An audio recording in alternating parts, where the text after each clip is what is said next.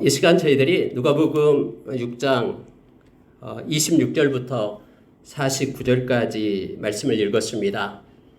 내용이 엄청 많습니다. 우리가 읽을 때에 내용 한 구절 구절 우리가 묵상할 내용들이죠. 근데 여러분, 이 말씀을 읽고 묵상하면서 이 모든 것들이 보통 일반 사람들에게 행해질 수 없는 것들임을 우리가 알게 됩니다. 다시 말하면 훈련되고 교육되어지지 않는 예수의 제자로서 훈련받지 않는 사람들은 이런 삶을 살아갈 수 없다라는 것을 알게 됩니다. 여러분, 우리가 산상수훈 복음 중에 복음이다라고 말하는 마태복음 5장부터 7장의 말씀을 읽어보면요, 거기에서 나타나는 현상이 있는데 뭐냐면 더 나은 의를 가져라라고 말합니다. 주님의 말씀 붙잡고 순종하며 살아갈 수 있는 예수의 제자들은 더 나은 의를 가진 자들임을 마태복음에서는 나타내주고 있습니다. 근데 여러분, 오늘 읽은 말씀 가운데서는요, 우리에게 가져다주고 있는 메시지가 바로 여기에 있어요. 핵심적인 것이 어디에 있냐면요, 말씀을 보면 40절을 보십시오. 40절 한번 보시기 바랍니다. 제자가 그 선생보다 높지 못하나 무릇 온전하게 된 자는 그 선생과 같으리라. 예수님께서 말씀하신 건데요. 제자가 당연히 선생보다 높지 못합니다. 근데 제자와 선생의 관계는 스승을 따라가는 제자의 그런 배움과 노력이 있는 것이죠. 훈련이 있는 것입니다. 그런데 오늘 예수님께서는 우리에게 가르쳐준 내용이 뭐냐면 무릇 온전하게 된 자는 그 선생과 같으리라 라고 말씀을 합니다. 무릇 온전하게 된다라는 표현이 참 우리말 표현은 좀 애매합니다만은 무릇 온전하게 된 자는 선생과 같다. 여기에 말하는 이 평지 복음, 누가가 쓰고 있는 내용이요, 지금 평지에서 예수님께서 말씀을 전하고 있는 이 복음, 이것을 행할 수 있는 능력을 가진 사람은 여기에 말하는 스승이죠. 선생이죠.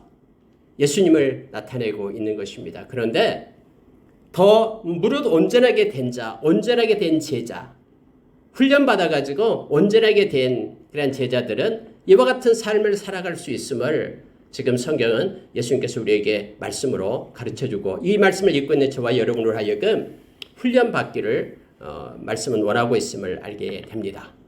그래서 무릇 온전하게 된 자를 표현한다 그러면은 영어로 표현하면 fully trained 이렇게 쓰죠.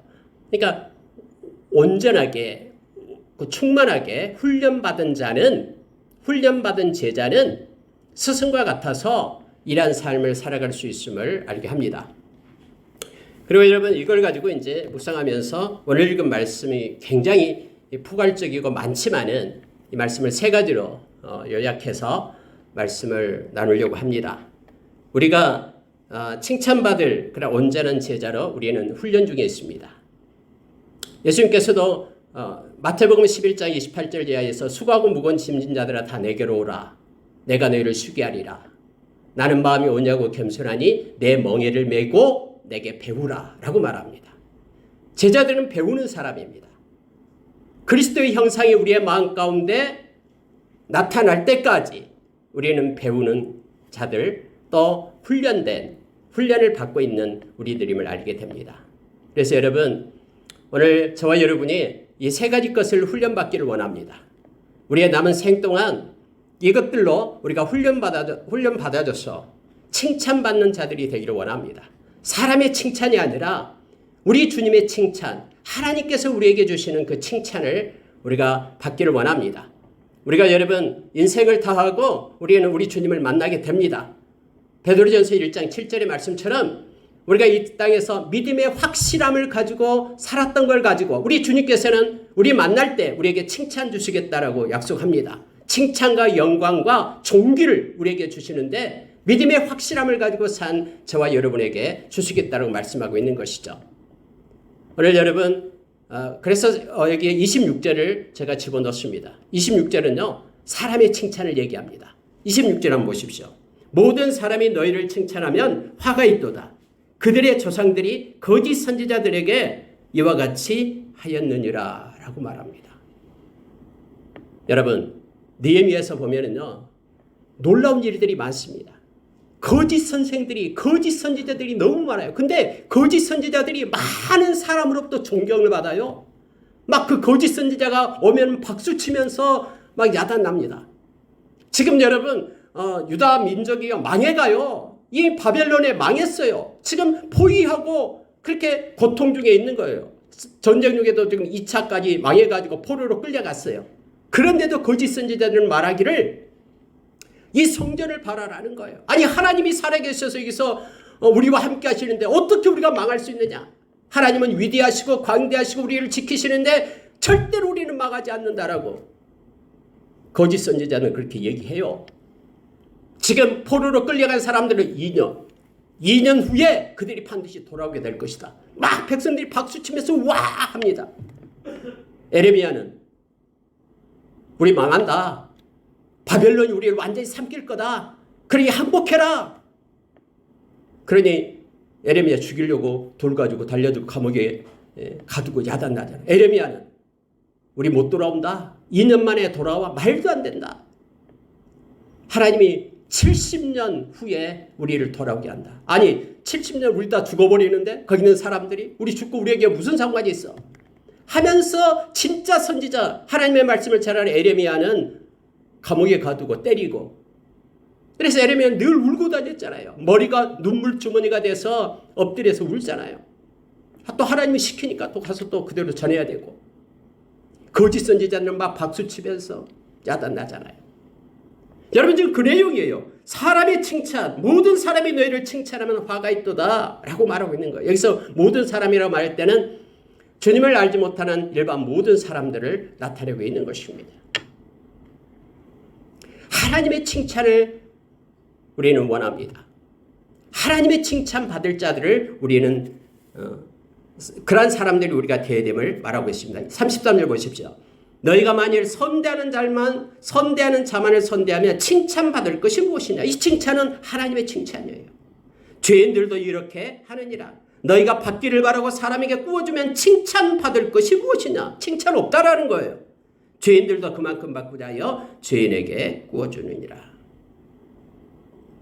오직 너희가 원수를 사랑하고 선대하며 아무것도 바라지 말고 구워주라. 그리하면 너희 상이 클 것이요 또 지극히 높으신 이 아들이 되리니 그는 은혜를 모르는 자와 악한 자에게도 인자하시느니라. 이렇게 지금 성경 말하고 있죠. 여러분 보십시오. 하나님의 칭찬을 받을 자, 하나님의 상을 받을 자, 하나님의 자녀의 모습이 어떤가를 우리에게 말해주고 있습니다. 앞에서는 사람들의 칭찬은 그걸 위하여 사람을 두려워하지 말고 그러면 올무에 빠진다. 하나님을 의지하고 하나님을 두려워하며 하나님의 상을 기억하라라는 거예요. 여러분 갈라디아서 1장 10절에서 바울 사도가 그렇게 말하죠. 내가 사람을 좋게 하랴 하나님을 좋게 하랴. 내가 사람을 기쁘게 하기 위해서 내가 지금 이 사역을 하고 있다 그러면은 나는 그리스도의 종이 아니다. 사도행전 4장 19절에서 바울 사도가 사내들인 공연들 앞에서 하나님 앞에서 너희 말 듣는 것과 하나님 말씀 듣는 것 옳은 것이 옳은가 판단하라. 우리는 하나님 말씀을 듣겠다. 여러분 저와 여러분이 예수 그리스도를 따르는 제자들이잖아요. 그러면 예수 그리스도의 말씀을 가지고 예수 그리스도가 칭찬하고 하나님이 칭찬하면은 그것을 원하고 하나님이 기억하면 족하다라고 찬양도 있듯이 그렇게 나가는 자들은 훈련받아야 됨을 알게 합니다. 그렇지 않으면 그냥 보통 사람들처럼 산상수훈에서도 나온 것처럼 더 나은 의가 아닌 그냥 일반적인 형식적으로 살아가는 이들 가운데 우리도 머무를 수밖에 없는 자가 됨을 알게 합니다. 여러분 우리는 칭찬받을 하나님의 칭찬받을 온전한 제자로 훈련 중에 있습니다. 세 가지 것을 이 시간에 훈련받기를 원합니다. 하나는 뭐냐면은 사랑으로 섬기기를 훈련해야 됩니다. 여러분 오늘 우리의 사랑의 영역을 어제보다도 오늘 더 넓혀가는 거예요. 이 지경이 더 넓어지는 거예요. 지금까지는 이것만큼만 우리가 사랑을 했다 그러면은 이제는 오늘은 조금 더 내일은 점점점 서로 사랑하라. 형제들 서로 사랑하기까지 예수 믿는 형제들 서로 사랑하기까지 했다 그러면은 이제는 오늘 예수님께서는 원수까지 확장시켜라라고 말하고 있는 거예요. 이것이 훈련으로 이루어진 것입니다. 그러면서 그렇게 할 수 있는 이유를 성경은 우리에게 가르쳐주고 있어요. 훈련받지 않으면 원수를 어떻게 사랑합니까?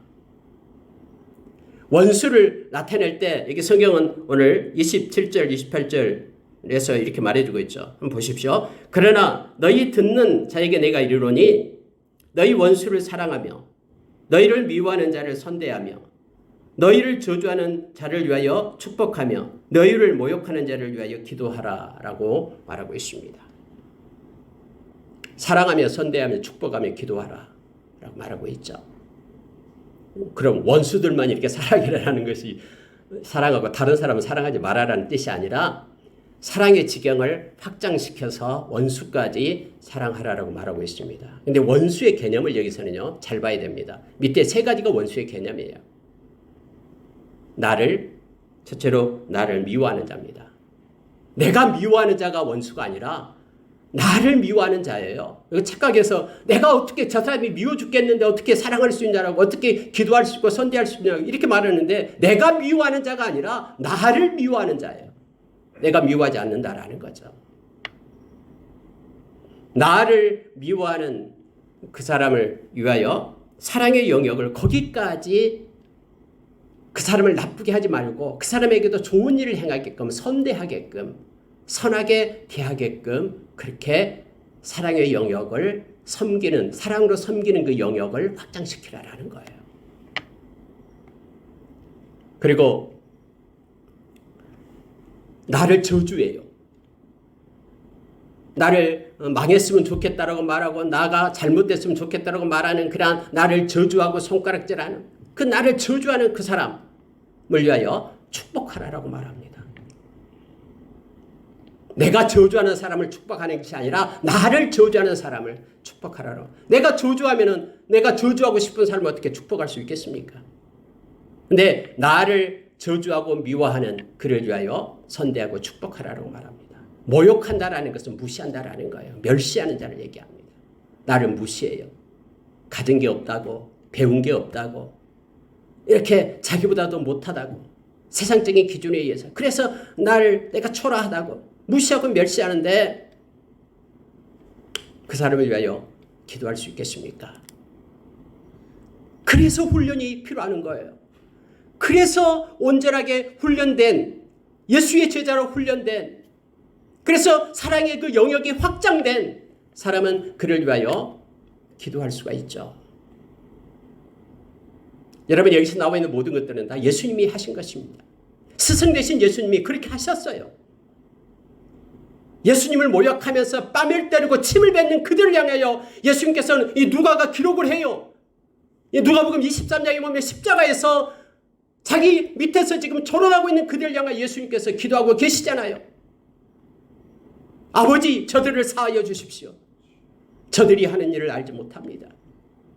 조금 전까지만 해도 좌우편에 있던 강도들이 막 조롱하면서 같이 희롱을 떨었잖아요.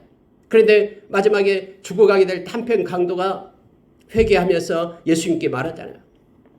당신의 나라의 이름에는 나를 기억하소서. 오늘 네가 나와 함께 낙원에 있으리라. 이게 누가가 쓴 거잖아요. 그렇게.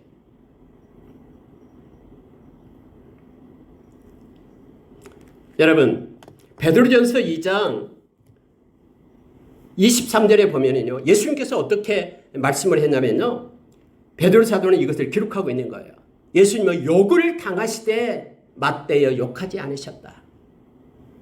예수님은 고난을 당하시되 고난을 자기에게 핍박을 준 그들을 위하여 위협하지 않았다. 마치 이 털 깎는 양처럼 그냥 그대로 맡겼다라는 겁니다.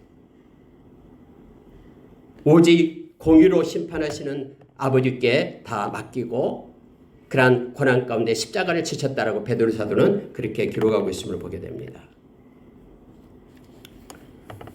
여러분 이와 같이 할 수 있는 일이 할 수 있는 그러한 사랑으로 섬기는 것을 확장시킬 수 있는 그런 방법, 훈련 방법이 성경에 나와 있어요. 그게 바로 뭐냐면은 31절이에요. 남에게 대접을 받고자 하는 대로 너희도 남을 대접하라. 이것이 기독교의 황금률이라고 얘기하잖아요. 늘 우리는 이거 가지고 훈련을 하고 예수의 제자로 나가면 됩니다. 역지사지 이란 정신을 얘기하고 있는 것이죠. 막 나를 핍박하니까 나 힘들어요. 나를 모욕하고 또 나에게 저주하니까 내가 그때 느끼는 그런 감정 내 다 알아요.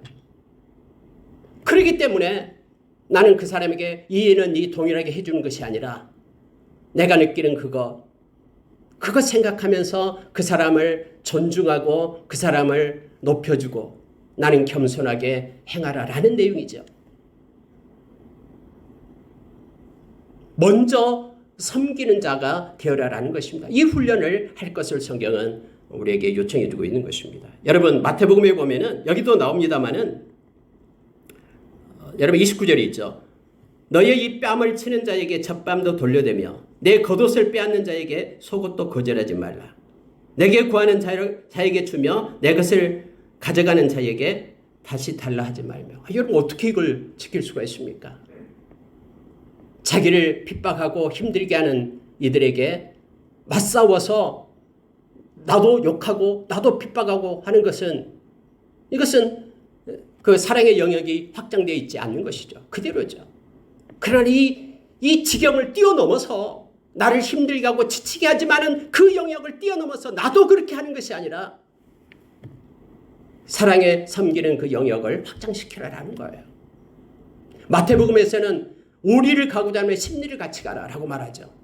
그때 당시 노마법은 뭐냐면 노마 사람들이 이스라엘 백성 잡아가지고 짐을 지워요. 너 이거 짐 지고 내 짐 지고 오리 같이 가 2kg가 법으로 정해져 있어요. 그럼 같이 가야 돼요. 아무리 급한 일 있어도 노마 사람이 그렇게 얘기하면은 가야 돼요. 이 식민지 그 유대인들은요. 그런데 오리 동안 2kg 지고 가 그러면은 지고 가요. 막 화를 내면서 지고 가겠죠. 그러면 오리가 이상되면은 더 데리고 가려고 해도 이 짐 지고 가라 해도 그 거부할 권리가 있어요. 근데 오리까지 가면은 또 다시 가자 해도 그 영역을 확장시켜 같이 가라라는 거예요. 거기까지 사랑으로 섬길 수 있는 원수를 그런 것은 훈련받은 자 외에는 할 수 없음을 너무나 잘 압니다.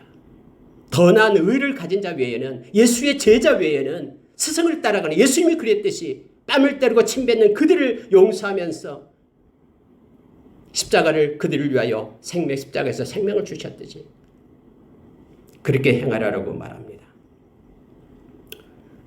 여러분 우리의 사랑의 영역을 확장시키면은 하나님께서는 보고 계시거든요. 그리고 우리에게 힘을 주십니다. 그리고 하나님은 반드시 하나님은 칭찬과 상으로 우리에게 보상해 주시겠다라고 약속합니다. 사랑하는 자들만은 사랑하면은 칭찬받을 게 뭐냐. 그러나 너를 사랑하지 않는 자까지 확장시켜 사랑하면은 내가 나를 만날 때 내가 너를 칭찬하리라. 그리고 내가 너를 위하여 상을 준비하겠다라고 말씀하신 거예요. 선대하는 자만 너에게 잘해주는 자에게만 잘해주고 선대한다면 칭찬받을 게 뭐냐. 다른 사람도 다 그렇게 한다. 그러나 훈련되어서 나의 제자가 그 사랑으로 섬기는 것을 확장시키라라고 말합니다. 사랑하고 선대하고 아무것도 바라지 말고 꾸어져라. 그리하면 너희 상이 큼이요 라고 성경은 우리에게 말씀해주고 있음을 보게 됩니다. 누가복음 23장 34절에서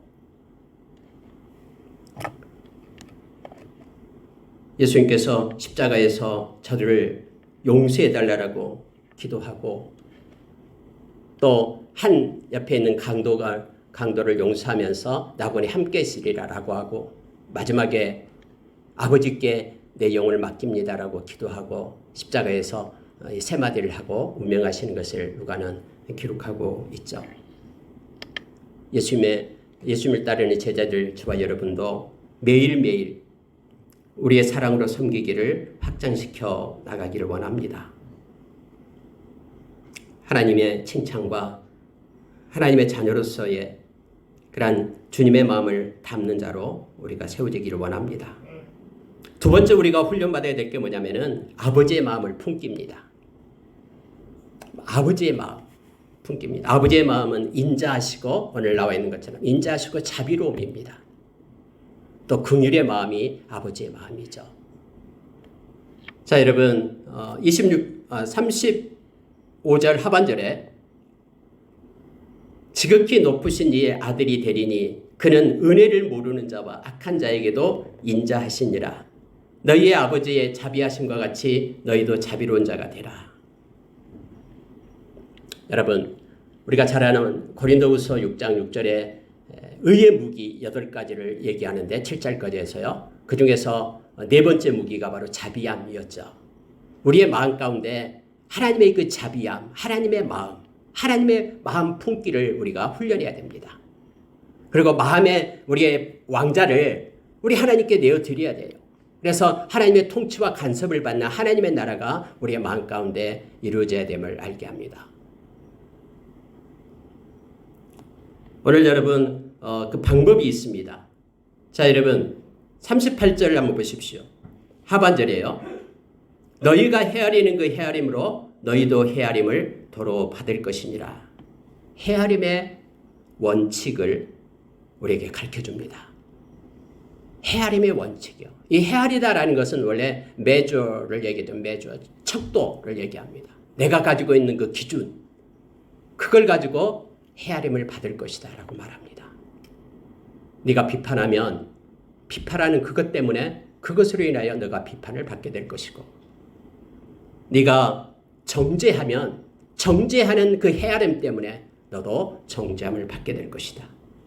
네가 용서하면 용서하는 그 헤아림 때문에 너도 용서를 받게 될 것이고, 네가 베풀고 섬기면은 네가 베풀고 섬기는 그 헤아림으로 하나님이 살아계시기 때문에 하나님께서 보상을 해주면서 너도 그러한 베품을 받게 될 것이다. 이게 바로 헤아림의 법칙입니다. 헤아리는 것으로 헤아림을 받게 될 것이다 라고 말하고 있는 것입니다. 그 내용이 바로 31절 32절이에요.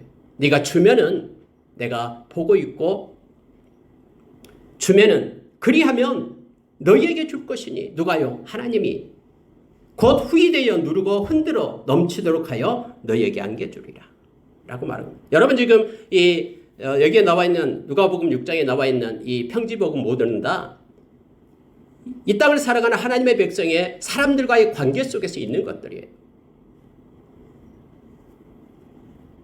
만약에 살아계신 하나님이 안 계신다 그러면은 이 헤아림의 법칙이 될 수가 없죠. 악한 자가 다 모든 것들을 다 취해버릴 수밖에 없죠. 그러나 살아계신 하나님이 계시기 때문에 이 헤아림의 법칙이 가능합니다. 우리는 그 하나님을 믿기 때문에 이것으로 훈련받을 것을 우리에게 말합니다. 아버지의 마음을 품고 행할 것을 말합니다. 자비하신 그 마음, 긍휼을 가지고 행할 때에 하나님께서는 보상해 주시겠다라고 약속해 주고 있음을 보게 됩니다.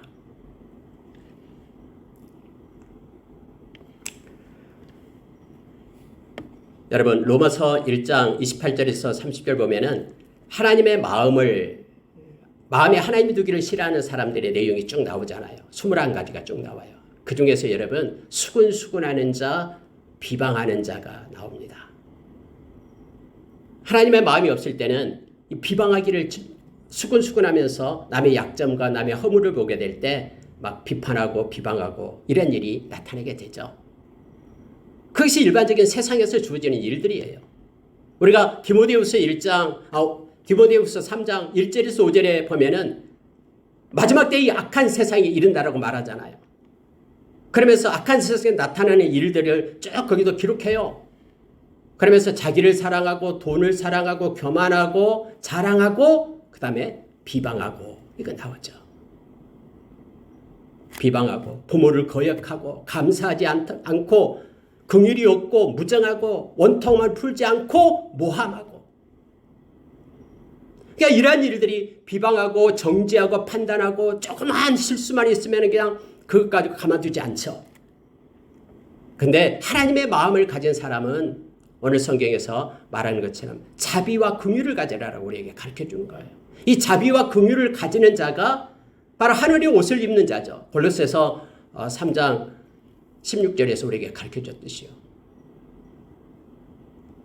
그래서 여러분, 이 긍휼을 가진 것이 곧 경건이다라고, 요셉에 의하 경건이라고 말합니다. 야고보서 1장에서 우리에게 말씀해 줬듯이요.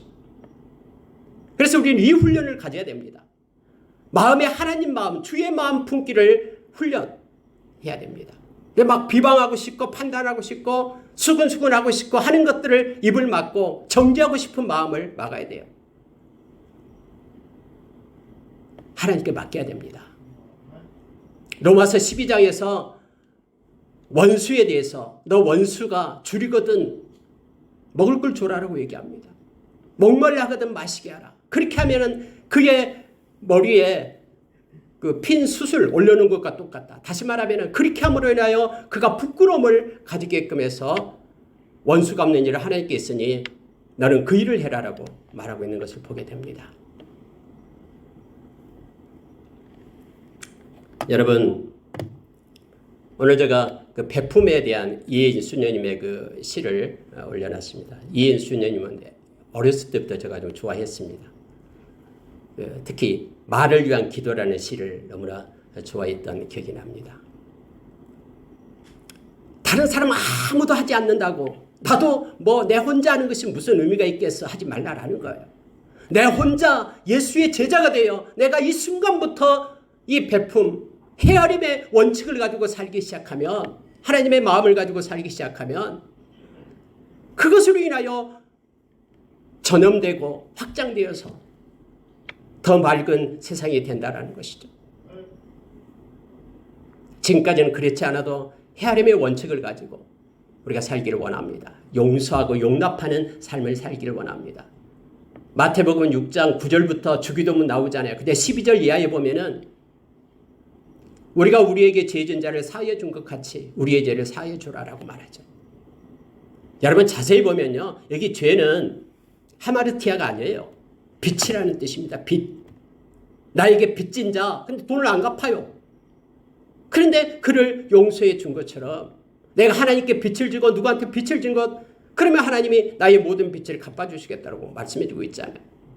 그 밑에 여러분 주기도문 끝나고 나서도 잘못을 용서해 줘라라고 말하죠. 허물과 잘못 그거 용서해 줘라.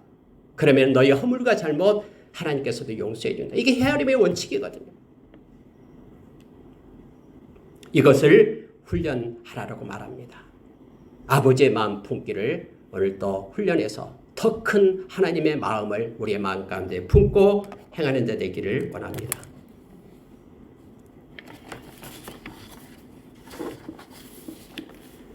여러분 성경에 보면은 예수님께서 누가복음 14장 12절에서 14절 이 말씀을 하셨어요. 제가 읽어드리겠습니다. 또 자기를 청한 자에게 이르시되 네가 정심이나 저녁이나 베풀거든 벗이나 형제나 친척이나 부한 이웃을 청하지 말라. 두렵건대 그 사람들이 너를 도로 청하여 내게 갚음이 될까 하노라. 누군가에게 베풀고 섬기려고 하면은 너에게 갚아주지 못할 사람을 청해라라는 거예요. 근데 여러분 이 말씀 중에 놀라운 말 하나가, 단어가 딱 하나 있어요. 두렵건대. 아니 이게 뭐 두려울 일입니까? 누구를 청해가지고 식사를 대접했는데 아니 그 사람이 갚아줄까봐 두렵다. 그러니 갚아주지 못할 사람을 청해서 대접을 하라고 말하고 있는 거예요. 두렵건대. 그 사람들이 너를 도로 청하여 내게 갚음이 될까 하노라. 두렵건대. 잔치를 베풀거든 차라리 가난한 자들과 몸 불편한 자들과 저는 자들과 맹인들을 청하라. 그리하면 그들이 갚을 것이 없으므로 내게 복이 되리니 이는 의인들의 부활 시에 네가 갚음을 받겠습니다. 예수님 말씀하신 거예요. 하나님 만날 때 하나님으로부터 보상, 리워드, 갚음을 받을 것이다라는 거예요. 세상에서 네가 갚음을 받지 않을 때 하나님으로부터 갚음을 받게 될 것이다라고 말하고 있으면 보게 됩니다. 여러분 사도행전 20장에 보면은 바울 사도가 그렇게 말했습니다. 복음서에는 없어요, 이 말씀이요. 사도행전 20장에서 바울 사도가 그렇게 말하잖아요. 받는 자보다 주는 자가 복되다. 왜요? 하나님이 갚아주시기 때문에요. 그래서 여러분 주의 마음, 긍휼의 마음을 가지고 이 자비의 마음을 가지고 살아갈 것을 우리에게 말합니다. 아버지의 마음 품기를 하면은 비판하거나 정죄하거나 그러지 않고 헤아리는 원칙을 가지고 평강을 빌고 예수님께서 제자들에게 전도를 갈 때 평강을 빌라. 만약에 그 평강이 그들에게 허락된다 그러면은 그들에게 평강이 임하고 허락되지 않으면은 빈자에게로 돌아온다라고 말하고 있잖아요. 헤아림의 법칙. 저와 여러분이 매일매일 이 주님의 마음 품기를 확장시키고 훈련하기를 원합니다. 마지막으로 여러분 온전한 제자 되기입니다. 예수님을 따르는 제자는 온전한 제자가 돼야 됩니다. 우리가 요한복음 8장 31절에서 예수님을 따르는 제자들은 예수님의 말씀을 순종하는 자가 예수님의 제자라고 우리에게 가르쳐 주잖아요. 저와 여러분 예수님을 따르는 제자들이잖아요. 예수님으로부터 저와 여러분은 그의 말씀으로 자유함을 누리는 자들이죠. 네, 여러분 오늘 말씀이요.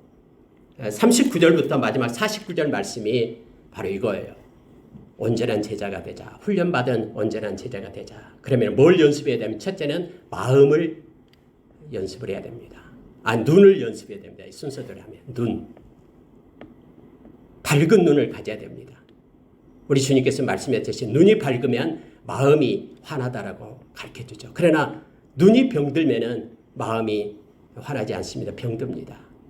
근데 눈을 밝게 하려면은 들보를 빼내야 된다라고 말합니다.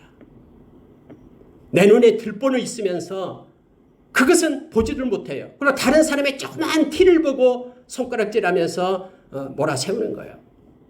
근데 여러분 온전한 제자는 먼저 눈을 밝게 하는 제자입니다. 자기의 눈이 밝아져야 돼요. 그러려면은 들보를 빼내야 됩니다. 근데 이 들보는 안 보여요. 말씀의 거울에 비출 때만 볼 수 있습니다. 그래서 말씀과 기도로 하나님의 백성들이 거룩해지는 거예요. 우리가 여러분 예수님의 제자로 온전케 세우려면 그래서 말씀과 기도로 거룩한 하나님의 백성으로 되어야지만 말씀의 거울 앞에 볼 때에 우리의 들보가 보이기 시작하고 그 들보를 빼어내야지만이 밝히 보고 하나님의 뜻 가운데 우리가 설 수 있음을 성경은 말해주고 있습니다. 사도는 베드로서 후서 1장 5절에서 11절 말씀을 보면은 그 8가지를 얘기하잖아요. 믿음의 덕의 지식의 절제를 쭉 하면서 마지막에 사랑까지, 형제 위의 사랑 8가지를 말하죠. 이것도 다 주님께서 우리에게 주신 훈련받은 덕이죠. 그런데 말씀을 말하면서 이렇게 말합니다. 그러나 이것들을 버리는 자는 맹인이 된다라고 말합니다. 그래서 볼 수가 없는 거예요. 하나님의 말씀을 가지고 훈련받을 때에 우리는 맹인으로부터 벗어나서 눈을 뜨게 되죠. 만약 우리가 맹인이다 그러면은 맹인이 맹인을 어떻게 인도합니까? 오늘 예수님께서 말씀했듯이 맹인이 맹인을 인도하면 둘 다 빠져요. 다 죽어요. 그래서 자기의 들보를 빼내지 않고 밝은 눈을 가지지 않는 상태에서는 누군가를 인도할 수가 없고 어떤 일도 할 수 없음을 성경은 우리에게 가르쳐주고 있죠. 밝은 눈을 갖기 위하여 기도하며 말씀의 거울 앞에 비추고 회개하고 기도하면서 우리가 깨끗한 그릇이 될 때에 우리는 예수의 제자로서 훈련받은 그런 예수의 제자로서 온전한 제자로 세워질 수 있음을 보게 됩니다. 두 번째 훈련받은 게 뭐냐면요. 마음이에요. 마음. 그래서 여러분 오늘 읽은 말씀 가운데 이 열매 비유가 바로 그거예요. 43절부터입니다. 못된 열매 맺는 좋은 나무가 없고 또 좋은 열매 맺는 못된 나무가 없느니라. 나무는 각각 그 열매로 하나니 가시나무에서 무화과를 또는 찔레에서 포도를 따지 못하느니라. 선한 사람은 마음에 쌓은 선에서 선을 내고 악한 자는 그 쌓은 악에서 악을 내나니 이는 마음에 가득한 것을 입으로 말함이니라. 그래서 여러분 이 선한 마음, 깨끗한 마음 이것이 우리가 훈련받아야 될 것이죠. 온전한 제자래요. 예수의 보혈로 우리의 마음이 깨끗하게 돼야 됨을 알게 합니다. 예수님께서 마가복음 7장 21절 22절에서 사람을 더럽히는 것은 이 마음에서 나온 악한 생각 때문이다라고 얘기합니다. 음란, 도둑질, 살인, 간음, 탐욕 하면서 쭉 12가지인가요? 그렇게 얘기를 하고 있잖아요. 그래서 여러분, 우리 마음이 우리가 다스려야 됩니다. 마음을 훈련시켜야 된다고 성경은 우리에게 말씀해 주고 있습니다. 마음에 선을 쌓으면 그 선에서 열매가 나오게 됨을 알게 됩니다. 결국 우리의 마음도 어떻게 할 수 있습니까? 우리가 회개하고 말씀의 거울 앞에 비추는 밖에 없잖아요. 그것밖에는. 우리의 마음까지 들어갈 수 있는 것은 하나님의 살아있는 말씀밖에 없어요. 세상에 다른 지식은 우리를 마음을 기경할 수도 없고 마음 깊은 곳에 숨겨놓은 것을 꺼낼 수 있는 힘도 없어요. 오직 예리한 검과 같은 우리의 영과 혼과 관절과 골수를 찔러 쪼개고 우리의 생각과 마음을 감찰하는 말씀이 우리의 마음까지 들어가야 돼요. 그래서 쓴뿌리 이 상처 있고 그 아파 있는 그 마음을 갖다가 기경해서 새롭게 할 수 있는 것은 말씀밖에 없잖아요. 그래서 이 마음이 새롭게 되고 변화되어야 된다는 것을 성경은 우리에게 말씀해 주고 있습니다. 예수님의 보혈은 우리의 마음을 회복시킵니다. 그리고 새롭게 합니다. 부드러운 마음으로 바꿉니다. 자원하는 마음으로 바꿉니다. 순종하는 마음으로 바꿉니다. 충성스러운 마음으로 바꿔집니다. 그리고 마음이 애통하는 마음이 되고요. 겸손한 마음이 되고요. 주의 사랑으로 가득한 긍휼의 마음으로 바꿀 수 있습니다. 그 마음을 훈련시켜야 됩니다. 마지막으로 여러분, 삶입니다. 삶. 근데 여러분, 삶은 어떻게 변화됩니까? 그것도 말씀으로부터 변화된다고 오늘 말합니다. 그 말씀이 바로 오늘 읽은 46절부터 49절 말씀이에요. 말씀은 듣기만 하지 마음에 갖고만 있다고 머리에 있는 것을 가슴까지 내려왔으면 손끝과 발끝에서 말씀이 해석되어서 산 가운데 순종을 해야 되는데 순종하지 않을 때에는 삶의 변화가 없다라는 것이 오늘 말씀이죠. 마치 주추를 반석 위에 놓는 사람은 말씀대로 순종하는 거예요. 우리가 순종하기 시작할 때 역사가 일어나는 것이죠. 견고한 믿음의 집이 지어지게 됩니다. 바람이 불고 홍수가 치고 탕류가 와서 부딪혀도 무너짐이 없습니다. 그러나 말씀을 순종하지 않은 것, 듣기만 하고 멈춘다 그러면은 오늘 성경에 나온 것처럼 49절 듣고 행하지 아니하는 자는 주추 없이 흙 위에 집 지은 사람과 같으니 탕류가 부딪힘에 집이 곧 무너져 파괴됨이 심하느니라. 곧 무너집니다. 바람 불고 탕류가 오기 전에는 똑같아 보이지만 곧 무너져요. 그래서 우리는 말씀을 삶 속에 순종하고 실천하는 것. NIV에서 practice를 썼죠. 연습하고 그렇게 말씀을 그대로 실천하는 거예요. 이 훈련이 필요합니다. 말씀을 마치겠습니다. 저와 여러분이 칭찬받은 온전한 자로 세워진 예수의 제자로서 훈련 중에 있음을 우리가 기억하기를 원합니다. 사랑의 영역 지경이 점점점 사랑으로 섬기는 영역이 확장되기를 원합니다. 오늘 말씀은 원수까지 예수님께서 그랬듯이 우리가 원수 되었을 때에 하나님께서 예수님을 우리를 대신해서 십자가에 놓으셨을 그런 하나님의 사랑까지 점점 우리가 훈련되어 확장되기를 원하고요. 아버지의 마음, 자비의 마음을 품고 삶 가운데 행하기를 원하고 또 온전한 제자로 훈련받아서 눈과 마음과 삶이 변화되어 하나님께 영광 돌리고 주님 만날 때 잘할 때 칭찬받는 하나님의 제자, 예수님의 제자들로 우리가 서기를 원합니다. 기도하겠습니다.